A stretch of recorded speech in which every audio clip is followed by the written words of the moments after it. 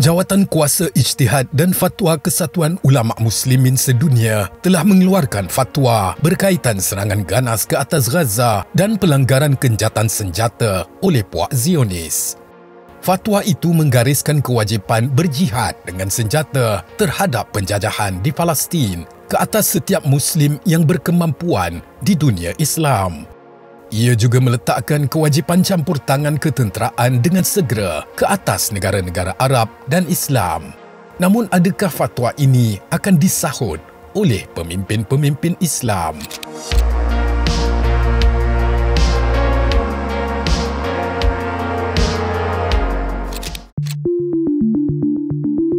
Assalamualaikum dan selamat kembali ke Domer TV.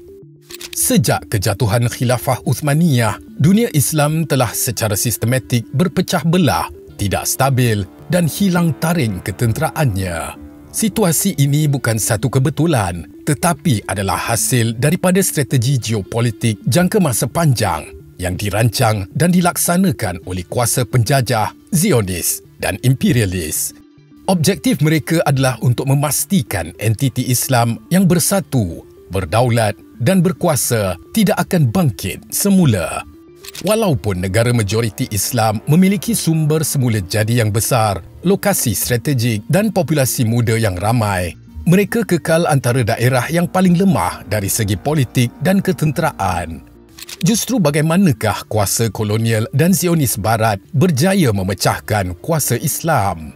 Pertama, kejatuhan Khilafah Uthmaniyah oleh Mustafa Kamal Atatürk bukan sekadar pengakhiran sebuah empayar, tetapi menandakan kemusnahan sebuah institusi politik dan rohani yang telah menyatukan lebih 1 bilion umat Islam.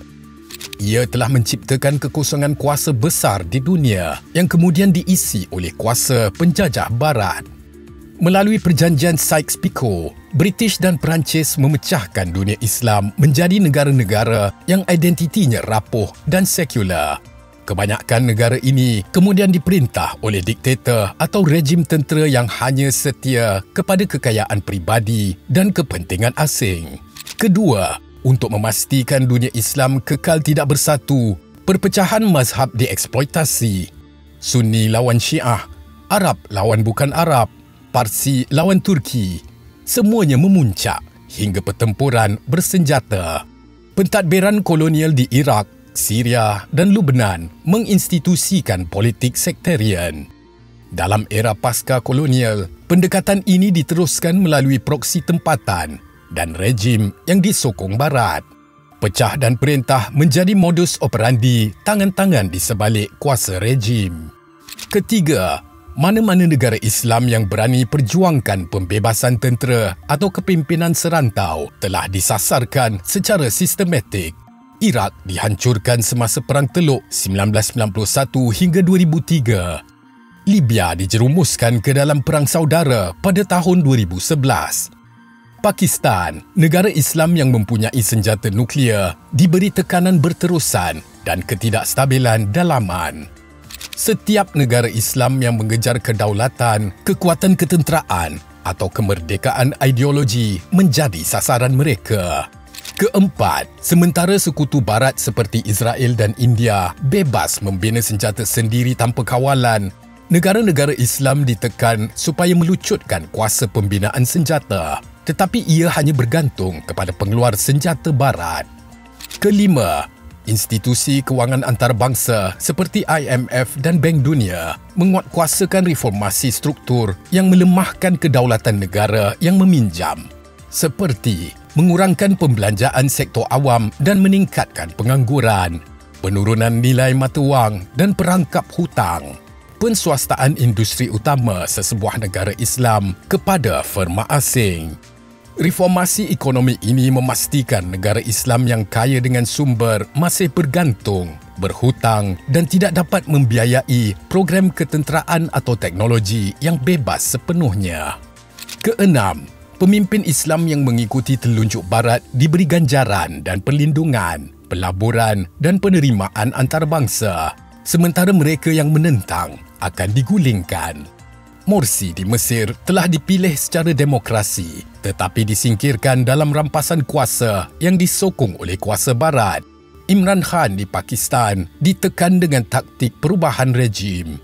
Erdogan telah berhadapan dengan beberapa cubaan rampasan kuasa setelah membantah hegemoni Amerika Syarikat. Ketujuh, Israel, sebuah negara apartheid bersenjata nuklear, melanggar undang-undang antarabangsa setiap hari tanpa dikenakan hukuman. Sementara itu, negara-negara serantaunya masih bergelutan dalam krisis yang berterusan. Logiknya adalah strategik. Dunia Islam yang berpecah belah tidak akan timbulkan ancaman kepada kuasa Zionis Israel atau sekutu baratnya. Kemusnahan Iraq dan Syria mengeluarkan pemain utama dari paksi yang menentang mereka. Kejatuhan Libya menghapuskan pencabar Pan-Afrika. Krisis Sudan membahagikan Afrika Arab kepada dua. Palestin masih dikepung dengan hampir tiada sokongan tentera atau politik yang diselaraskan dari dunia Islam. Fatwa yang diumumkan ini dilihat sebagai usaha menggerakkan kesatuan umat Islam sejagat, bukan sahaja dari sudut rohani tetapi juga dari segi tekanan politik dan ekonomi terhadap rejim Zionis yang sedang menghadapi penentangan global. Sudah menjadi sebahagian dari sunatullah, iaitu Allah menjadikan golongan kafir menyerang umat Islam ketika memasuki bulan Ramadan oleh kerana kebencian mereka terhadap Islam dan umatnya. Golongan kufar menyangka ummah dalam keadaan lemah pada bulan Ramadan. Inilah sebahagian dari ujian Allah untuk memaparkan siapa benar-benar beriman. Lantaran itulah banyak peperangan berlaku pada bulan Ramadan. Inilah sedang kita saksikan dengan serangan terhadap saudara kita di Palestin. Tiada jalan lain bagi negara, pemimpin dan umat Islam melainkan kembali kepada aturan sunatullah untuk membulatkan tekad, semangat dan daya upaya rekayasa kekuatan dan bangkit menghadapi ujian ini. Umat Islam perlu menunjukkan golongan kufar bahawa iman umat Islam bukan seperti buih-buih di lautan. Maka bangunlah wahai Mesir, Jordan, Saudi, Iraq, Syria, Lebanon, Yaman, Tunisia, Algeria, Iran, Indonesia, Malaysia dan ummah di seluruh dunia. Betapa tumpulnya fatwa Kesatuan Ulama Muslimin sedunia jika tiada penguasa dan pemimpin Islam yang mampu melaksanakannya. Apa yang ada pada individu dan harakah serpihan tanpa arus gelombang ummah. Kerana itulah, fatwa yang utama, yakni mendirikan khilafah Islamiyah telah digagalkan oleh pihak musuh. Hatta untuk dirikan daulah Islamiyah, walau kecil sekalipun, diusut sehingga hancur. Sayangnya rata-rata ummah hari ini seumpama menerima kejadian ini sebagai fait accompli. Mengambil sikap sudah menjadi nasib badan kerana runtuhnya roh dari arkanul Islam, roh arkanul iman dan roh arkanul ihsan. Kembalikan tarbiyatul arwah ini dengan ilmu, amal, adab, keikhlasan, kesabaran, keyakinan, tawakal dan islah.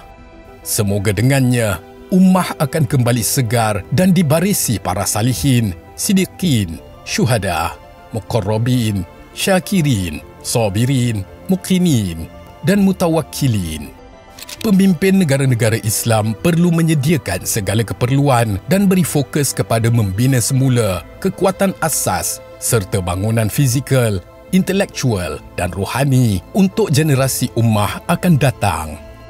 Langkah ini supaya umat Islam akan berjaya meruntuhkan semua blueprint strategi musuh Islam dan kembalikan dunia menjadi hamparan sejadah bagi seluruh umat manusia yang tunduk patuh dan mengabdikan diri kepada Sang Pencipta.